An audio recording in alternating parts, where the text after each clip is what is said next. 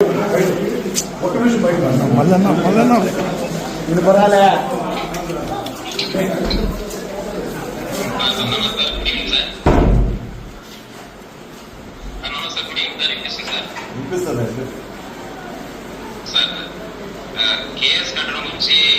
నాకు ఆ ఎక్స్ప్లెనేషన్ నాకు వద్దాయా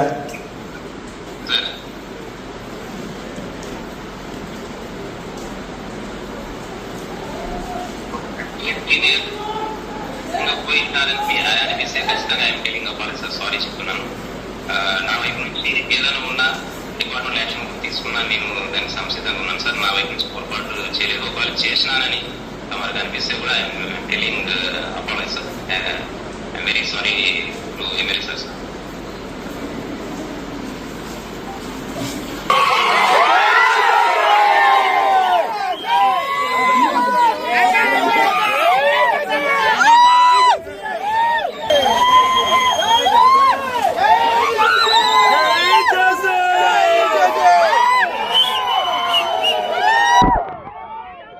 మరి అందరికీ నమస్కారం. పక్షంలో ఉన్నా కూడా రోడ్ ఎక్కాల్సి వచ్చిందంటే ఎంత బాధాకరంగా ఉందంటే, దాదాపు నెల నుంచి అక్రమ ఇసుక గురించి చెప్తానే ఉన్నాం, అరికట్టండి అరికట్టండి అని చెప్పి. సరే, పోలీసులు ముందుకు రాలా. మా పిల్లోళ్ళు దాదాపు 10 మంది వాళ్ళకై వాళ్ళు 5 గంటల వరకు మేల్కొని ఇసుక లారీలను పట్టింటే, ఆ ఇసుక లారీలు అప్పటికైనా పోలీసులకు ఫోన్ చేసి రండి అయ్యా కొంచెం కేసులు కడుతురామంటే, పోలీస్ స్టేషన్కి చేరినాక ఎవరైతే పట్టినారో ఇసుక లారీని వాళ్ళని కూర్చోబెట్టించి మీ పైనే కేసులు పెడతాం, రాజీ అవుతారంటేనే వదులుతాను, లేదంటే ఎప్పుడు పిలిచినా రావాలని చెప్పి తిరిగి ఎస్సీఐ మా వాళ్ళని బెదిరిస్తాడు.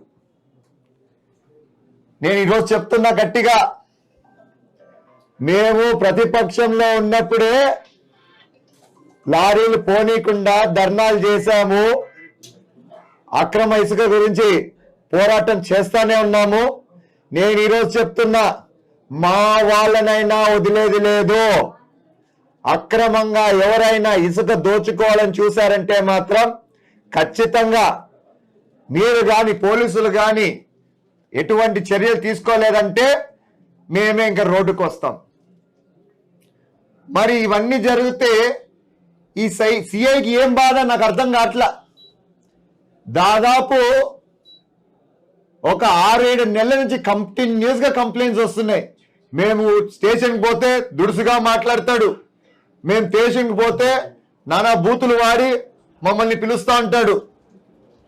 మరి ఈ రోజు నేను ఎప్పుడైతే ఫోన్ చేసి అన్నా కేసు కట్టండి అన్నా, అది అప్పుడైనా భయం ఉంటుంది వాళ్ళకి అని చెప్తే, నాపైకి కూడా నువ్వు ఎవరు నాకు చెప్పేది అన్నట్టుగా తిరుగుబాటు చేసినాడు. మరి ఇప్పుడు నాకే అట్లుంటే, నాతోనే అలా మాట్లాడితే, ఒక ఎమ్మెల్యేగా నాకు రోంతన్నా రెస్పెక్ట్ ఉంటుంది కదా, మరి నాతోనే అట్లా మాట్లాడితే ఇంక మళ్ళీ ఖచ్చితంగా మామూలు ప్రజలతో ఎలా మాట్లాడుతున్నారో ఒక్కసారి మీరందరూ ఆలోచించండి. నేను మాత్రం ఈరోజు మళ్ళా చెప్తున్నా, ప్రతి ఒక్కరికి, ముఖ్యంగా తాడిపత్రి వాసులకి దయచేసి మీరు అక్రమ ఇసుక మాత్రం తరలించొద్దండి. నా నియోజకవర్గంలో మాత్రం నేను ఈ పోరాటం ఆపను, చేస్తూనే ఉంటాను. మరి సిఐ పైన ఎటువంటి చర్యలు తీసుకుంటారో అధికారులని నేను వేచి చూస్తాను. ఎందుకంటే నేను కంప్లైంట్ చేయక్కర్లా, ఈరోజు జరిగిన విషయం గురించే మీరే చూడండి ఎలా ప్రవర్తించాడో ఆ సిఐ. సో దయచేసి నేను మీ అందరినీ కోరేది ఒక్కటే, అతని పైన చర్యలు తీసుకోండి. కంప్లైంట్స్ ఎన్ని ఉన్నాయంటే అన్ని ఉన్నాయి, అయినా కూడా మీరు చర్యలు తీసుకోలేదంటే మాత్రం నిజంగా అన్యాయం జరిగినట్టుంటుంది. ఇసుక మాఫియా మాత్రం మానాల్సిండేదే. నేనైతే ఒప్పుకోను, నేను ఒప్పుకోను, మా ప్రజలు కూడా ఒప్పుకోరు. Right, thank you.